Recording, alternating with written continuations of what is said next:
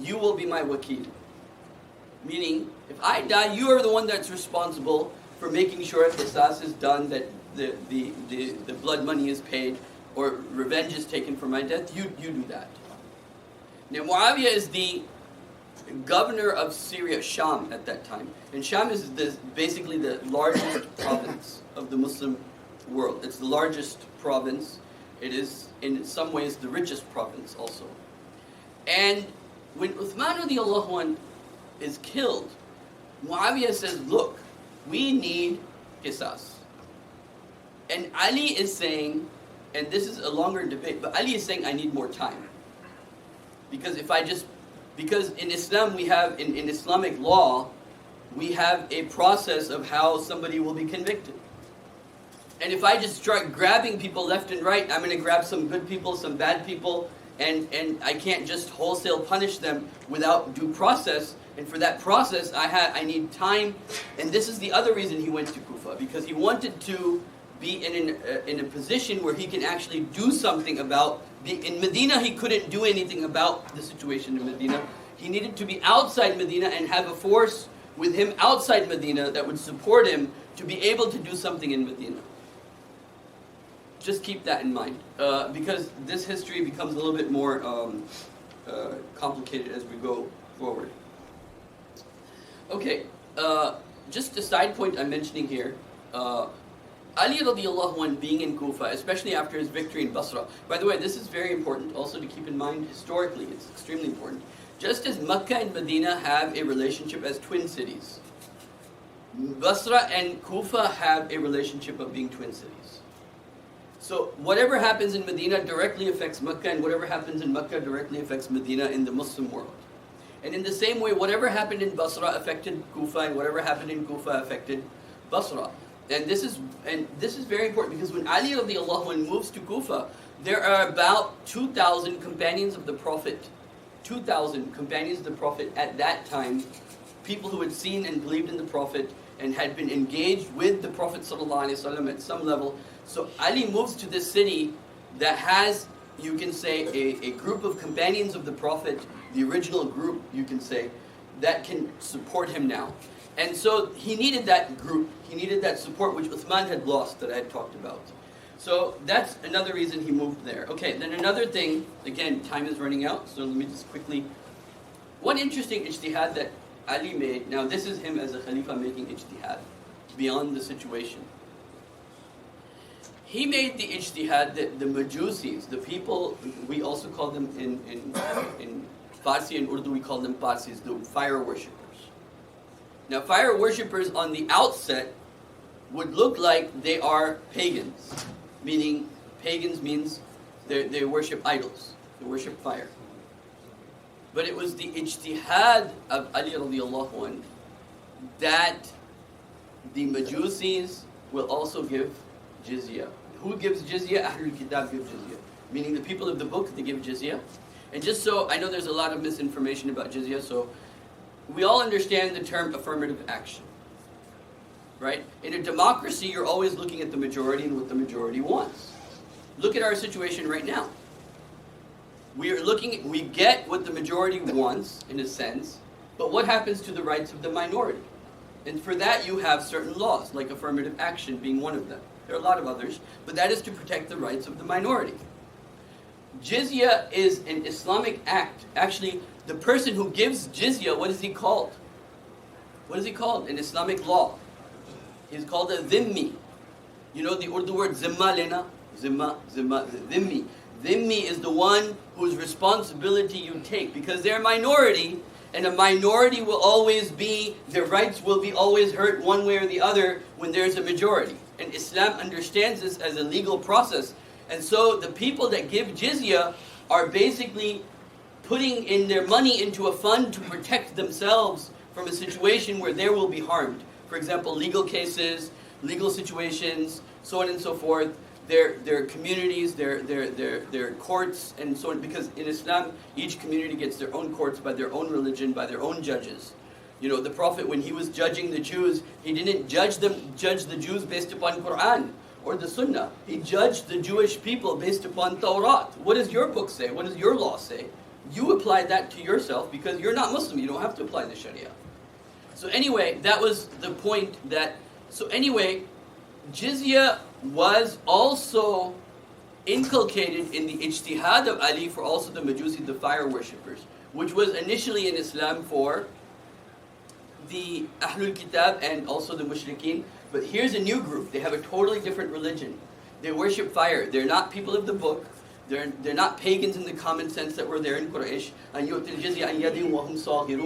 But here is a new group of people with a new religion. And the other interesting thing about Kufa, by the way, Kufa was, in Medina you had Arabs. But Kufa, the Persian Empire, had people from all over the place. It had Christians, it had fire worshippers, it had now Muslims, had people from Dahriya, people who don't believe in God. This is why you find in the statements of Ali radiallahu anh, a lot of discourse on the existence of Allah or not. Does he exist or not? And a lot of the philosophical issues, they're solved by Ali radiallahu anh in his discourses, which are very, very magnificent. Like for example, if you read the book Nahj al-Balagha, for example. And by the way, whatever you find in Nahj al-Balagha, you find in other Sunni sources also, almost 95%. Anyway, so one ijtihad that he made was the Majusis will also give jizya, and they were a new religious community, a different religious community. And so he said whatever was there for, because the Quran doesn't say the people of who worship fire have to give jizya, it says only the people of the book and the mushrikeen, the pagan worshippers. So Ali made this precedent that jizya, or you can say protection of minority, or you can call it jizya, will continue even for people of other faiths, other religions, other ideologies, whatever you may call it.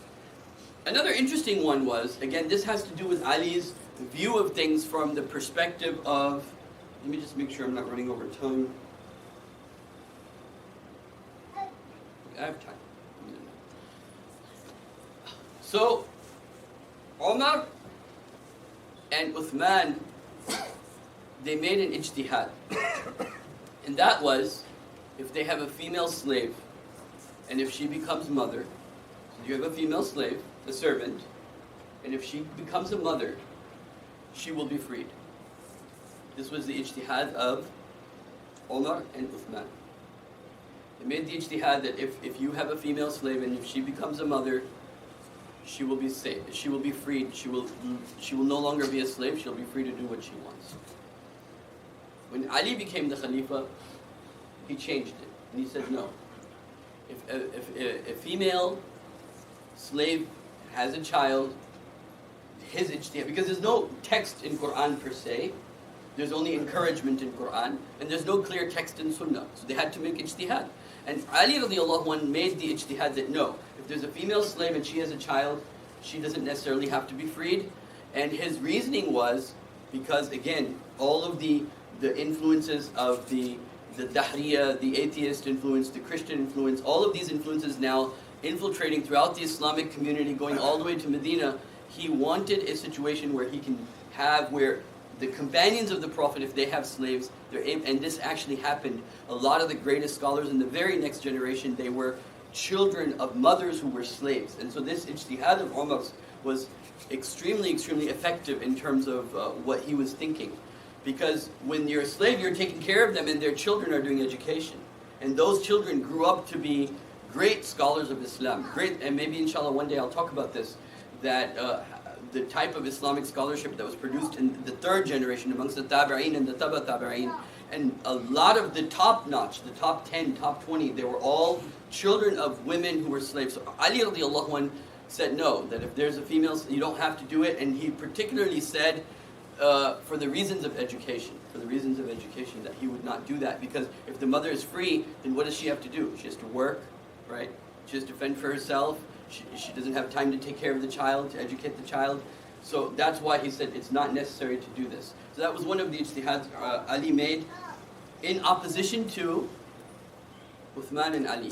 Now another interesting one that a lot of people don't understand, and there's a lot of controversy in some circles about understanding this. It is true that there is no punishment in Quran for drinking alcohol. So people say, there's no punishment of drinking alcohol in Quran.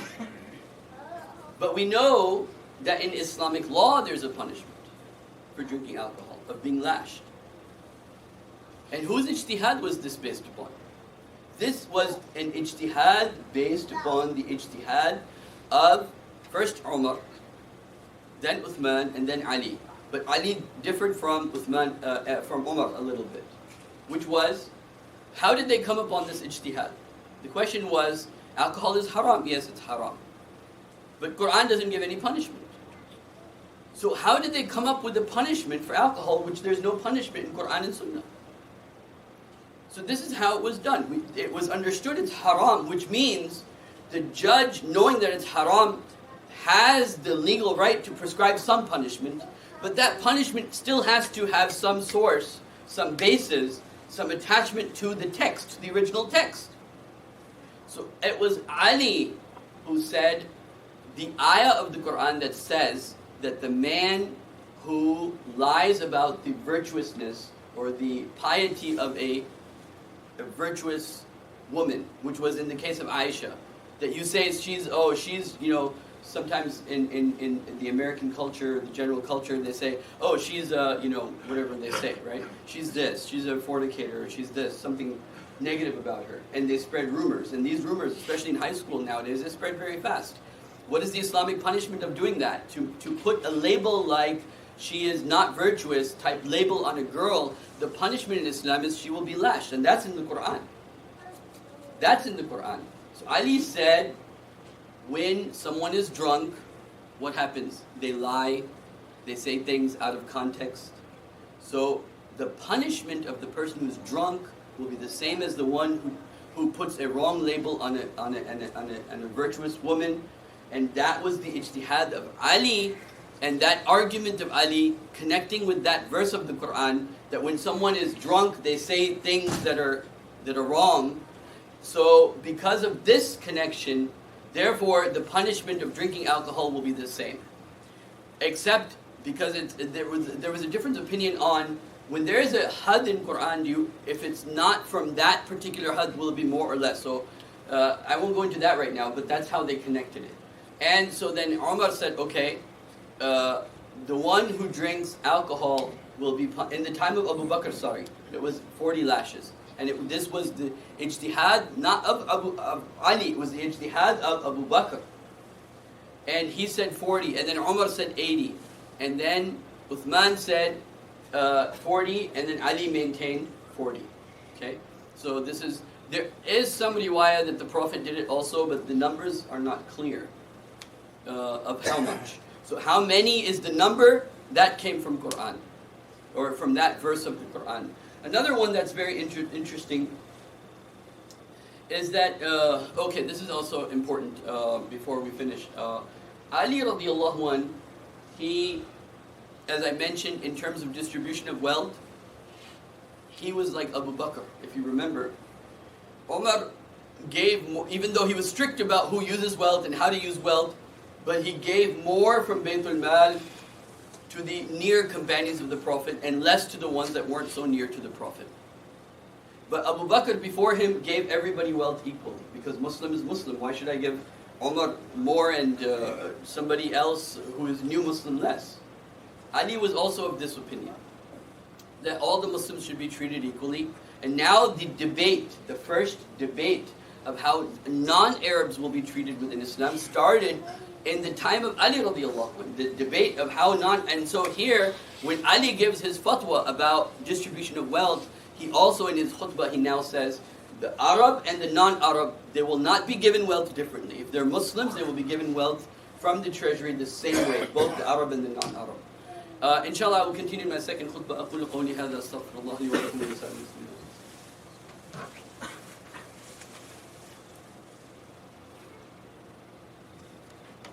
It's already 2 o'clock, so let's just...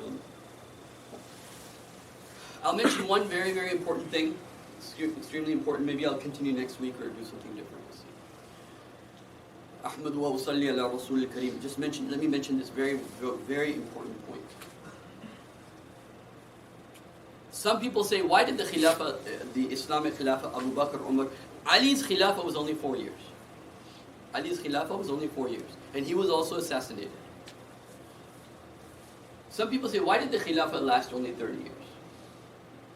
One reason that I'd like to give, and then maybe I can continue next week, we'll see. The reason it lasted only 30 years is because they did not, Abu Bakr, Omar, Uthman, and Ali, none of them established political institutions for the continuity of the Khilafah. They just didn't. They established economic institutions. They established educational institutions. But for some reason, and I have a feeling what the reason was, but for some reason, they never established, Abu Bakr, Omar, Uthman, and Ali, they never established any political institutions. They used to do rulings from there was no White House, you know? They used to do rulings from their house. Or go to the masjid and make the rulings over there. There was no political institute as such. And probably the reason for that is, now I'm giving the reasoning for that, is that they didn't, because they didn't want Khilafah for themselves, they didn't look forward to a political type legacy or authority. It was not part of their, a major part of their, I mean, as human it was, but it was very, you could say, not a big part of their thinking. And because it was not a big part of their thinking, and because it never institutionalized because of this. When Ali was asked, become a Khalifa, he said no. Talha, no. Zubair, no. Uthman, in his lectures over and over again, he says, you people know I never wanted to be the Khalifa. Right? The only institution, a political institution, which is interesting, I'll just mention this very quickly and then we have to, no, in fact, its time is over. I have to continue this next week. قولوا قولي هذا استغفر الله لي ولكم ولسائر المسلمين والمسلمات ربنا آتنا في الدنيا حسنة وفي الآخرة حسنة وقنا عذاب النار ربنا ظلمنا أنفسنا وإن لم تغفر لنا وترحمنا لنكون من الخاسرين ربنا اجعل لنا قرآنا ربيعا لقلوبنا اللهم آمين اللهم آمين يا رب إن الله يأمركم بالعدل والإحسان وإيتاء